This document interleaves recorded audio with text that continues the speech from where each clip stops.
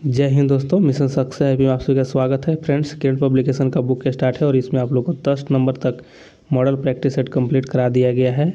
और यह वीडियो अगर आप लोग नहीं देखे हैं तो जाकर के चैनल पर देख लीजिए, सभी वीडियो आप लोग को मिल जाएंगे। और आज इस वीडियो में आप लोग को 11 number model practice set complete कराया जाएगा। फ्रेंड्स, एक वीडियो और अपलोड किया जाता है 10 बजे सुबह, तो वो भी वीडियो आप लोग देखिए। वो वीडियो आप लोग के एग्ज़ाम के लिए बहुत ही महत्वपूर्ण होगा, उससे क्वेश्चन आने की संभावना अधिक रहेंगे आपको एग्ज़ाम में, तो उसको भी आप लोग एक बार ज़रूर देखिएगा। तो चलिए कम समय लेते हुए स्टार्ट करते हैं। अगर चैनल में पहली बार हैं तो सब्सक्राइब कर दीजिएगा। चलिए स्टार्ट करते हैं। पहला क्वेश्चन हिंदी है। एक नंबर प्रश्न है कि निम्नलिखित शब्द में से तद्भव शब्द ज्ञात कीजिए। इसमें तद्भव शब्द कौन सा है वह बताना है। देखिए, इसमें आपको ऑप्शन आपको 3 से हो जाएगा। आग है, यह तद्भव शब्द है। तत्सम हो जाएगा, यह आपको वत्स जो है तत्सम हो जाएगा। यह अग्नि भी तत्सम है और मयूर भी तत्सम है। ठीक है, मयूर का अगर तद्भव देखा जाए तो मोर हो जाएगा। ठीक है, मोर हो जाएगा। और अग्नि का यहाँ पे आग दिया गया है। वत्स का बालक भी होता है, बच्चा होता है। ठीक है, चलिए आगे यहाँ पे देख लेते हैं। 2 नंबर है कि निम्नलिखित में से कौन सा भूतकाल का उदाहरण है। देखिए, भूतकाल का उदाहरण इसमें से हो जाएगा आपको ऑप्शन 4 हो जाएगा। वह गया होगा। ठीक है, वह गया होगा, यह संदिग्ध भूतकाल है। ठीक है, संदिग्ध भूतकाल हो जाएगा। ठीक है, आगे देख लेते हैं 3 नंबर प्रश्न को। 3 नंबर में है कि कल्पित का विलोम शब्द है। कल्पित का विलोम शब्द हो जाएगा आपको क्या हो जाएगा इसमें, यह सत्य हो जाएगा। ठीक है, ऑप्शन आपको इसमें 2 सही हो जाएगा। नेक्स्ट क्वेश्चन आगे 4 नंबर देखते हैं। निम्नलिखित शब्दों में से पर्यायवाची शब्द का चयन कीजिए। इसमें से पर्यायवाची शब्द कौन है यह बताना है।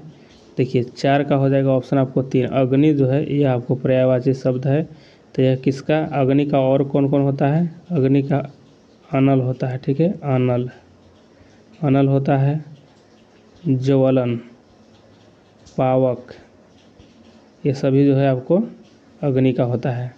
तो इसमें अग्नि इसमें पर्यायवाची शब्द है। नेक्स्ट क्वेश्चन आगे देख लें। 1-2 क्वेश्चन इसमें से अगले प्रैक्टिस सेट का ही दे दिया गया है, तो चलिए कोई बात नहीं है। आगे यहाँ पर देख लेते हैं 5 नंबर की रामायण और महाभारत कश्मीर से लेकर कन्याकुमारी तक सारे डैश के आदर के साथ पढ़े जाते हैं। तो यहाँ पर क्या होगा, तो यहाँ 5 का हो जाएगा आपको ऑप्शन 2 हो जाएगा कि रामायण और महाभारत कश्मीर से लेकर कन्याकुमारी तक सारे भारत में। ठीक है, यहाँ भारत फील हो जाएगा। चलिए नेक्स्ट क्वेश्चन आगे देख लेते हैं। 6 नंबर प्रश्न है कि निम्नलिखित में से शुद्ध वाक्य है। इसमें से शुद्ध वाक्य कौन सा हो जाएगा, तो ऑप्शन 1 हो जाएगा कि मोहन ने गुनगुने जल से स्नान किया, यह आपको शुद्ध हो जाएगा। नेक्स्ट क्वेश्चन 7 नंबर है कि माता पिता में कौन सा चिन्ह है। देखिए, माता पिता में कौन सा चिन्ह है, तो यहाँ पे देखिए ऑप्शन 2 हो जाएगा संयोजक चिन्ह है। ठीक है, संयोजक चिन्ह है। ठीक, आगे देख लेते हैं। 8 नंबर प्रश्न देखते हैं कि मोहन वहाँ पढ़ता है, वाक्य में वहाँ है। मोहन वहाँ पढ़ता है, वाक्य में वहाँ है। तो इसमें क्या हो जाएगा, यह 8 का आपको ऑप्शन 1 हो जाएगा स्थानवाचक क्रिया विशेषण है। ठीक है, स्थानवाचक क्रिया विशेषण है। चलिए आगे देख लेते हैं 9 नंबर प्रश्नों को कि भावुक का संधि विच्छेद किस क्रम में है।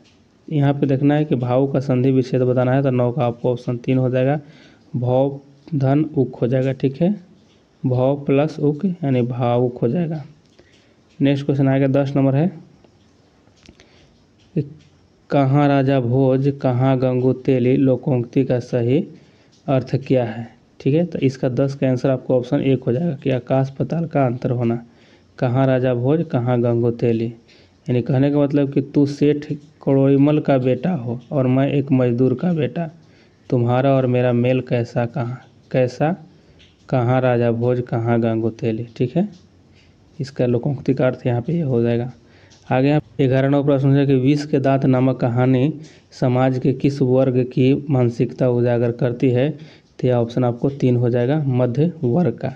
और यह जो आपको विष के दांत है किसके द्वारा लिखा गया है, तो यह लिखा गया है नलिन नलिन विलोचन, ठीक है, विलोचन शर्मा के द्वारा लिखा गया है। 21 नंबर प्रश्न और 21 नंबर प्रश्न से मैथ दिया गया है और आप लोग को यहाँ पे मैथ का सोल्व किया हुआ टेलीग्राम पे मिल जाएगा, वहाँ पे आप लोग सोल्व किया हुआ देख लीजिएगा। यहाँ सिर्फ आप लोग को आंसर बता दिया जा रहा है, तो 21 नंबर प्रश्न का ऑप्शन 4 सही हो जाएगा। अगर वीडियो आप लोग रोक कर बनाना चाहें तो बनाइए, और नहीं तो आप लोग टेलीग्राम पर जा कर के देख लीजिएगा, वहाँ पे सोल्व किया हुआ PDF मिलेगा। 22 नंबर प्रश्न देख लेते हैं। 22 का आपको ऑप्शन 3 हो जाएगा। 23 नंबर और 23 नंबर का आंसर आपको ऑप्शन 1 हो जाएगा। 24 नंबर प्रश्न और 24 नंबर का ऑप्शन आपको 4 हो जाएगा। 25 नंबर देखते हैं और 25 नंबर प्रश्न का आंसर हो जाएगा आपको ऑप्शन 4 हो जाएगा। 26 नंबर प्रश्न और 26 का हो जाएगा आंसर आपको ऑप्शन 3 हो जाएगा। इसको आप लोग रोक कर बनाना चाहे तो बना लीजिएगा, और नहीं तो इसका PDF टेलीग्राम पे है। 27 नंबर प्रश्न और इसका 1 हो जाएगा आंसर। 28 नंबर और 28 नंबर प्रश्न का आंसर हो जाएगा आपको ऑप्शन देखते हैं, इसका ऑप्शन हो जाएगा 3। 29 नंबर प्रश्न और 29 नंबर प्रश्न का आंसर हो जाएगा आपको ऑप्शन 1 हो जाएगा।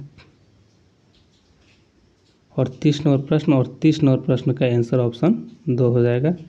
आगे यहाँ पे देख लेते हैं 31 नंबर प्रश्न कि निम्नलिखित प्रश्न में दिए गए विकल्पों में से संबंधित अक्षर को चुनिए। तो यहाँ पे दिया गया है आपको, यह किस तरह से आगे जा रहा है, ठीक है। यहाँ पे देखिए कि A का क्या किया गया है, R लिखा है, और B का Q और C का P लिखा गया है, और यहाँ पे उसी तरह चेंज कर दिया गया है, ठीक है।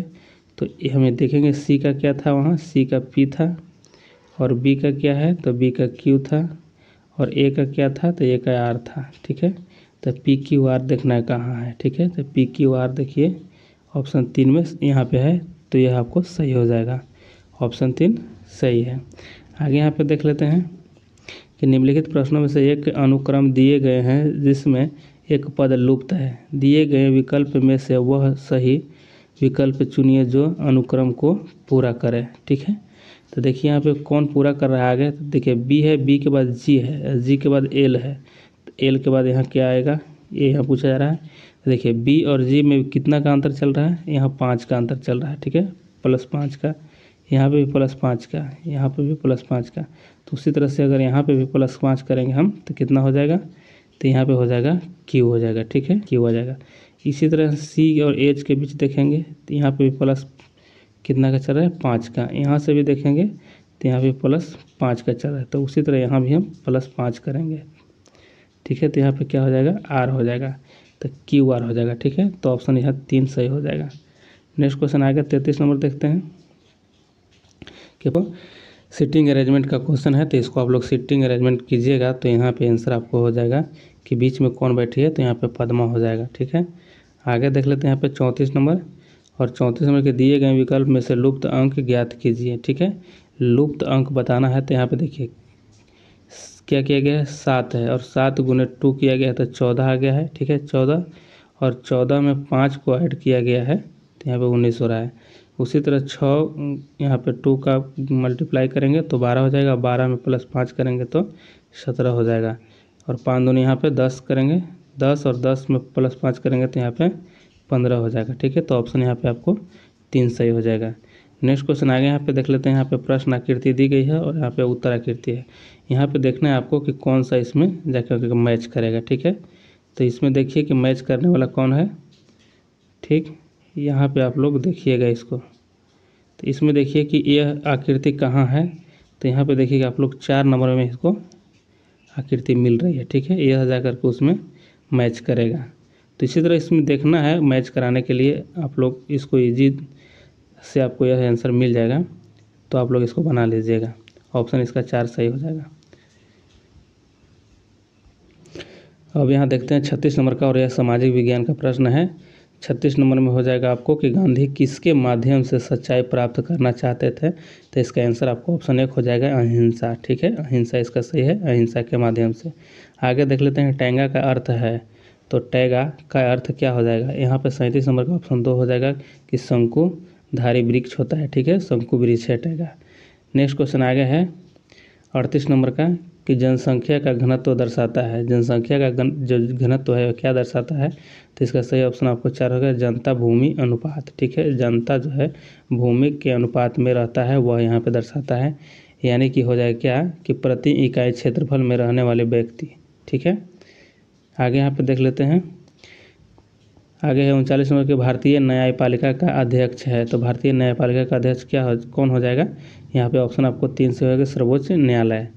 नेक्स्ट क्वेश्चन 40 नंबर प्रश्न है कि कोई व्यक्ति राज्य विधानमंडल का सदस्य हुए बिना अधिकतम कितने समय तक राज्य सरकार का मंत्री रह सकता है। देखिए यह आपको 6 महीने तक रह सकता है, इसके बाद उसको स्वतः हटना होगा या तो किसी न किसी तरीक़ा से उसको वह सदस्य बनेगा। ठीक है, चाहे राज्यसभा से बनेगा, सॉरी विधान परिषद से बनेगा। विधानमंडल है तो यह विधान परिषद से बनाया जाता है और उसको बना ही दिया जाता है। ठीक है, लगभग। आगे यहाँ पर देख लेते हैं 41 नंबर का कि सकल घरेलू उत्पादन किसका माप है। तो देखिए यहाँ पर किसका माप हो जाएगा, सकल घरेलू उत्पादन। तो 41 का आंसर आपको ऑप्शन 2 हो जाएगा कि किसी देश की घरेलू आर्थिक गतिविधियों का। ऑप्शन यहाँ पे 2 सही हो जाएगा।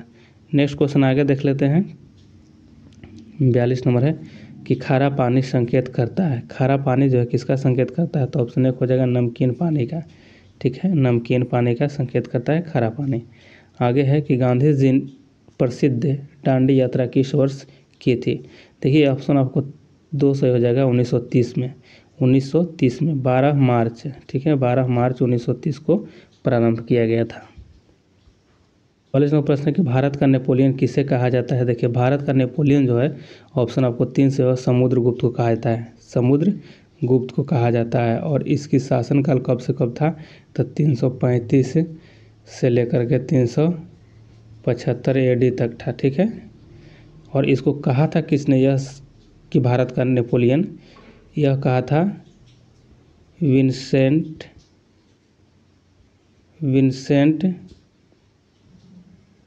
स्मिथ। ठीक है, विंसेंट स्मिथ के द्वारा यह बात कहा गया था, भारत का नेपोलियन। चलिए आगे देख लेते हैं 45 नंबर प्रश्नों को कि अवमूल्यन का उद्देश्य होता है। अवमूल्यन का उद्देश्य क्या होता है, तो 45 नंबर में हो जाएगा ऑप्शन 2 इसका सही है कि निर्यात को प्रोत्साहन दिया जाता है। यानी मूल्य को है ना, जो रुपया का वैल्यू है उसको घटा दिया जाता है। ठीक है, तो दूसरे देश क्या करता है कि जब मूल्य घट जाएगा तो दूसरे देश यहाँ से कोई भी वस्तु को अपने देश ले जाता है, तो यहाँ पर निर्यात का जो है प्रोत्साहन दिया जाता है, यह अवमूल्यन कर करके। तो यहाँ पे आपको ऑप्शन 2 सही हो जाएगा। आगे यहाँ पे देख लेते हैं 46 नंबर का उपनिवेशी भारत में निम्न में से किस में अखिल भारतीय दलित वर्ग संस्था आयोजित की थी। ठीक है, उपनिवेशी भारत में। तो देखिए यहाँ पे ऑप्शन आपको 4 से हो जाएगा, BR अम्बेडकर। BR अम्बेडकर के द्वारा यह संस्था चालू किया गया था। चलिए आगे देख लेते हैं। आगे है आपको 47 नंबर प्रश्न कि राज्य किसके माध्यम से काम करती है। राज्य किसके माध्यम से, तो यह सरकार के माध्यम से काम करती है। ऑप्शन आपको 3 सही हो जाएगा।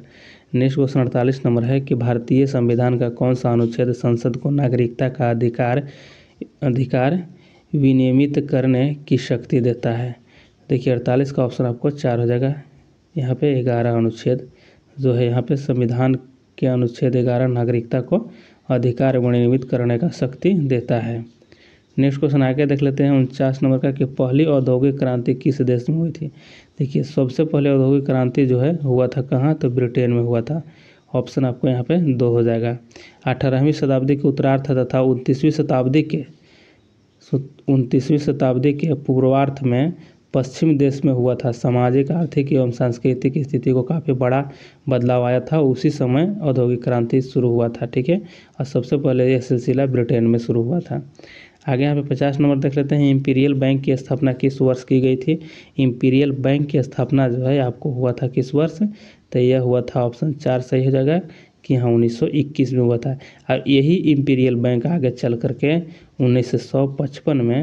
1955 में क्या बन गया था, तो भारतीय स्टेट बैंक बन गया था, SBI बना। ठीक है, इसको याद रखिएगा, यही इंपीरियल बैंक आगे चल करके SBI बना था 1955 में। नेक्स्ट क्वेश्चन आगे देखते हैं। यहाँ 51 नंबर है कि 1857 के सैन्य विद्रोह के समय गवर्नर जनरल कौन था। देखिए यहाँ पे 1857 का जो विद्रोह हुआ था उस समय लॉर्ड कैनिंग था, ठीक है, लॉर्ड कैनिंग का शासन था। चलिए आगे देख लेते हैं। यहाँ पे कि संघ राज्य की प्रमुख विशेषता है, तो संघ राज्य की प्रमुख विशेषता आपका ऑप्शन 1 हो जाएगा विकेंद्रीकरण है, ठीक है, विकेंद्रीकरण। 53 नंबर देते हैं, गुप्त काल के दौरान निम्नलिखित में से कौन सा सिक्का चांदी में जारी किया गया था। तो गुप्त काल के समय कौन सा सिक्का चांदी में जारी किया गया था, तो यहाँ देखिए रूपक हो जाएगा, ठीक है, क्या था रुपये का, यहाँ पे रूपक हो जाएगा, रूपक। चलिए नेक्स्ट क्वेश्चन आगे यहाँ पे देख लेते हैं कि सिंधु घाटी सभ्यता का गोदीवाड़ा लोथल यहाँ स्थित है। गोदीवाड़ा कहाँ था, तो ये आपको ऑप्शन 1 हो जाएगा, गुजरात में था गोदीवाड़ा और लोथल एक बंदरगाह था, ठीक है। चलिए आगे यहाँ पे देख लेते हैं 55 नंबर का कि दिल्ली के निम्नलिखित सुल्तानों में से किस सुल्तान की मृत्यु लाहौर में चौगान खेलते समय अचानक घोड़े से गिरकर हो गई थी। तो यहाँ पे देखिए ऑप्शन 1 हो जाएगा कुतुबुद्दीन ऐबक का यह मृत्यु हुआ था घोड़े से गिर करके चौगान खेलते समय, ठीक है, और यह 1210 में। नेक्स्ट क्वेश्चन आगे यहाँ पे देख लेते हैं 56 नंबर है कि तनाव के कारण भूपरपट्टी पर बनने वाले पर्वत को कहा जाता है। देखिए यहाँ पे कहा जाता है इसको क्या, तो ऑप्शन 4 हो जाएगा ब्लॉक या भ्रमशोथ पर्वत कहा जाता है, ब्लॉक पर्वत कहा जाता है। चलिए नेक्स्ट क्वेश्चन आगे यहाँ पे देख लेते हैं कि नई आर्थिक नीति का जन्मदाता कौन था। तो नई आर्थिक नीति का जन्मदाता कौन हो जाएगा, ऑप्शन 4 होगा लेनिन था, ठीक है, लेनिन था। नई आर्थिक नीति जो है आपको 1921 में व्लादिमीर लेनिन द्वारा रूसी अर्थव्यवस्था के लिए एक अस्थायी राहत के रूप में प्रस्तावित सोवियत संघ की एक आर्थिक नीति थी, ठीक है। तो यह 1921 में लाया गया था, इसके द्वारा नीति दिया गया था। चलिए आगे यहाँ पे देख लेते हैं 58 का कि देश के बैराजों को किसने भारत का मंदिर कहा था। जो बैराज बनाया गया था उसको किसने कहा था भारत का मंदिर। देखिए यहाँ पे कहा गया था पंडित जवाहरलाल नेहरू के द्वारा, ठीक है। बहुउद्देशीय परियोजना जो होती थी उसी को कहा था, बहुउद्देशीय परियोजना को ही, ठीक है, बहुउद्देशीय परियोजना घाटी को कहा था, यह जवाहरलाल नेहरू के द्वारा यह बात कही गई थी। चलिए आगे यहाँ पे देख लेते हैं कि स्वतंत्रता के बाद प्रोफेसर पीसी महालनोबिस द्वारा कब राष्ट्रीय आय की गणना समिति गठन किया गया था। देखिए इसका सही आंसर ऑप्शन 2 हो जाएगा 1949 में। आगे यहाँ पे 60 नंबर प्रश्न देखिए, भारतीय संविधान के किस अनुच्छेद के तहत किसी मतदाता को अपने निर्वाचन क्षेत्र के किसी उम्मीदवार के आचरण के संबंध में जानने का अधिकार है। तो देखिए यह जानने का अधिकार आपको ऑप्शन 1 हो जाएगा कि 19 के 1 के तहत, ठीक है। 61 में प्रश्न देखते हैं कि आकाश इसके कारण नीला दिखाई देता है। तो आकाश किसके कारण नीला दिखाई देता है, तो इसका आंसर आपको ऑप्शन 1 हो जाएगा रेले प्रकीर्णन के कारण, ठीक है, रेले प्रकीर्णन के कारण। आगे यहाँ पे देखते हैं 62 नंबर प्रश्नों को कि ड्रोसेरा में रोमो को गति को यह कहा जाता है। तो ड्रोसेरा में रोमो गति को क्या कहा जाता है, ऑप्शन 2 हो जाएगा। यहाँ पे देखिए स्पार्शनुवर्तन, ठीक है, स्पार्शनुवर्तन कहा जाता है। आगे 63 नंबर प्रश्न है कि निम्नलिखित में से कौन सा परजीवी शैवाल का एक उदाहरण है। देखिए यहाँ पे परजीवी शैवाल का एक उदाहरण पूछा गया है, तो इसका ऑप्शन आपको 2 हो जाएगा सेफेल यूरास, ठीक है, सेफेल यूरास, ऑप्शन आपको 2 सही है। 64 नंबर प्रश्न देखते हैं कि एकल ससीमाछी पुष्पक्रम इनमें देखा जाता है। देखिए इसका ऑप्शन आपको 4 हो जाएगा, पापरा हो जाएगा, ठीक है, पापरा हो जाएगा यहाँ पे। आगे यहाँ पे देख लेते हैं 65 का कि पैरामीशियन में उत्सर्जन द्वारक को इस नाम से जाना जाता है। तो यहाँ पे किस नाम से जाना जाता है, ऑप्शन आपको 3 होगा, साइटोपायजा, ठीक है, साइटोपायज के नाम से जाना जाता है। 66 नंबर प्रश्न है कि आईवीएफ तकनीकी का सबसे पहले इनके द्वारा आविष्कार किया गया। तो किसके द्वारा आईवीएफ का आविष्कार किया गया था, तो यहाँ पे ऑप्शन आपको 1 हो जाएगा, पैट्रिक स्टेप्टो और रॉबर्ट एडवर्ड्स के द्वारा सबसे पहले इसको आविष्कार किया गया था। आगे यहाँ पे देख लेते हैं कि कोई कण एक समान वृत्तीय गति में एक समान चाल v से रेडियस r के वृत्त के समानांतर घूम रहा है, उस कण का त्वरण है। तो इसका सही आंसर हो जाएगा आपको ऑप्शन 4 हो जाएगा, ठीक है, कि v2/r हो जाएगा। ऑप्शन आपको 4 सही है। आगे यहाँ पे देख लेते हैं कि निम्नलिखित में से किस युक्ति को विकिरण ऊष्मा का पता लगाने के लिए प्रयुक्त किया जाता है। तो इसका सही आंसर हो जाएगा ऑप्शन आपको 4 इसका सही है कि ताप वैद्युत पुंज का प्रयोग किया जाता है। नेक्स्ट क्वेश्चन है कि निम्नलिखित में से किस में प्रकाश के पूर्ण आंतरिक परावर्तन की परिघटना प्रयुक्त की जाती है। तो इसका सही आंसर ऑप्शन आपको 3 होगा, इंद्रधनुष निर्माण में। नेक्स्ट क्वेश्चन आगे देख लेते हैं, 17 नंबर का है कि 3 सेंटीमीटर सूक्ष्म तरंगों की सेकेंडों में दोलन की अवधि है, ठीक है। तो यहाँ पे देखिए 17 का आंसर आपको ऑप्शन 2 हो जाएगा कि 1 × 10⁻⁻10, ठीक है। 1 सेंटीमीटर सूक्ष्म तरंगों की सेकेंड में दोलन होती है। आगे यहाँ पे 71 नंबर देख लेते हैं कि निम्नलिखित में से अत्यधिक अभिक्रियाशील कौन है और उसे मिट्टी के तेल यानी किरोसिन में रखा जाता है। देखिए यहाँ पे ऑप्शन आपको 1 हो जाएगा, सोडियम को रखा जाता है, ठीक है। किरोसिन के तेल में सोडियम को रखा जाता है। आगे 72 को देख लेते हैं कि अभी अभी पैदा हुए बच्चे को श्वसन दर यहाँ होती है। तो श्वसन दर होती है, तो देखिए 72 का आंसर आपको ऑप्शन 1 हो जाएगा, प्रति मिनट 32 बार होता है, ठीक है, 32 बार होता है। नेक्स्ट 73 नंबर प्रश्न को देखते हैं कि तत्वों की आवर्त सारणी में किसी आवर्तक में बाएं से दाएं जाने पर परमाणु की त्रिज्या होती है। तो यहाँ पर देखिए क्या होगा, ऑप्शन आपको 1 हो जाएगा, ह्रास होगा, यानी क्या होगा कि घटते जाएगा, यानी घटेगा बाएं से दाएं जाने पर। नेक्स्ट क्वेश्चन आगे यहाँ पर देख लेते हैं 74 नंबर का कि बल्कनित रबर में कितनी गंधक अंतर्विष्ट होती है, ठीक है। तो बल्कनित रबर में कितने गंधक का अंतर्विष्ट होती है। तो 74 का ऑप्शन आपको 2 हो जाएगा, 3 से 5% होता है। नेक्स्ट क्वेश्चन आगे 75 नंबर देख लेते हैं कि यूरिक एसिड यानी मूत्रमल किस में प्रमुख नाइट्रोजनी अवशिष्ट होता है। देखिए यूरिक एसिड जो है किस में प्रमुख नाइट्रोजनिक अवशिष्ट होता है। तो 75 का आंसर आपका ऑप्शन 2 हो जाएगा, पक्ष में हो जाएगा। नेक्स्ट क्वेश्चन आएगा 76 को देख लेते हैं कि रंध्रित छिद्र की परिवेशी विशिष्ट अपरिवर्तित अधिचर्म कोशिकाओं को कहते हैं। तो 76 का आंसर आपका ऑप्शन 2 हो जाएगा कि रक्षक कोशिका कहा जाता है। 77 को देखते हैं कि पत्तियों द्वारा होने वाले वाष्पोत्सर्जन को कहा जाता है। जो वाष्पोत्सर्जन होता है पत्ती के द्वारा उसको क्या कहा जाता है। तो ऑप्शन 2 हो जाएगा, पत्रीय वाष्पोत्सर्जन कहा जाता है। ऑप्शन 2 सही है।